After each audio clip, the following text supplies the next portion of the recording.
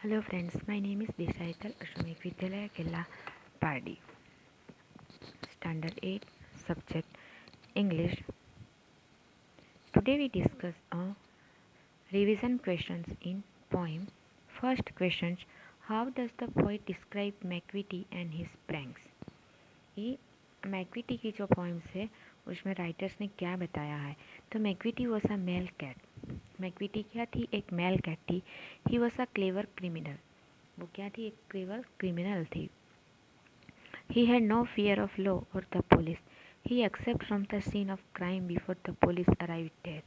जब भी यहाँ पुलिस अराइव पहुँचती है तब वो क्या सीन दिखाती है? क्राइम वाला। He was careless about his clothes and whiskers. वो बहुत केयरलेस था अपने क्लोथ्स के साथ. He moved like a snake and pretended to be asleep. He was, in fact, a devil in the shape of a cat. He was wicked and morally corrupt. Only क्या था वो कि he was एक wicket, कि उसके जो भी विचार थे वो कैसे थे? दुष्ट थे. Second question, who does Macavity fool and confuse?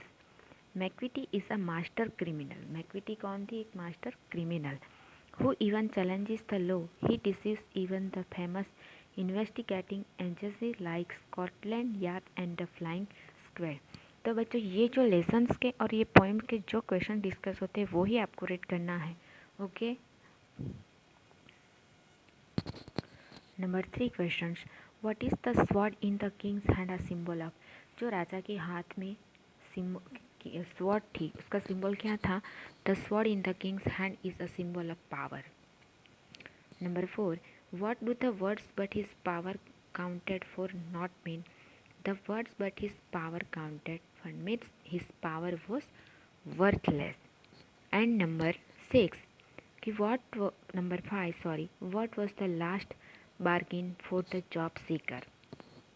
He would enjoy playing with that innocent child who had nothing to give was the last bargain for the job seeker.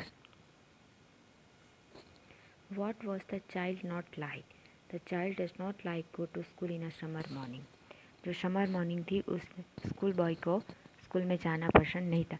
तो ये हुए आपके पोइम्स के क्वेश्चन. वही poem के question आपको read करना है. ओके. ये मोस्ट इम्पोर्टेंट क्वेश्चन है. 6 क्वेश्चन हम लेसन के डिस्कस किए और ये 6 क्वेश्चन जो है वो पोइम्स के क्वेश्चन है.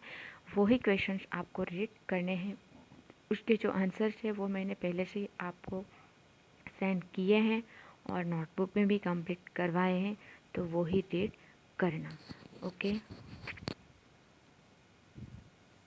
अब आगे देखते हैं कि आपकी ब्लूप्रिंट में एक क्वेश्चन है कि read this stanza and answer the question.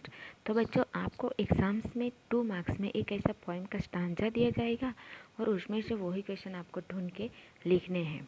Okay. आपको जो समझ में आए वही लिखना है. तो हम देखते हैं वो stanza. The sun glisten on the sand and the sea waves broke way widely. A child playing with shells, he raised his head and seemed to know me and said, I hear you with nothing. From henceforth, the bargain struck in child's play made me a free man. ऐसा कोई भी आपको एक poem का stanza दिया जाएगा और उसमें से वो क्वेश्चन आंसर आपको ढूंढ के लिखने हैं. आपको जो भी स्टांजा में समझ में आए, अंडरस्टैंडिंग हो, वो ही आपको उस क्वेश्चन का आंसर अटेंड करना है. फिर बोलना मत कि टीचर ने तो हमें ये क्वेश्चन पैराग्राफ करवाया नहीं है कि आंसर हमें लिखा नहीं. पर ऐसा नहीं है. वो अनसीन पोइम, कोई भी पोइम आपको पूछी जा सकती है. इस पोइम का आंसर आपको इसमें से ढूंढ के लिखना है और वो आंसर आपको जो पोइम में समझ में आया वो क्वेश्चन आप कंप्लीट कर सकते हैं. ओके. एंड कोई भी एनी डाउट, कोई प्रॉब्लम हो तो आप मुझे कॉल या फोन मैसेज करके पूछ सकते हो. ओके. Thank you.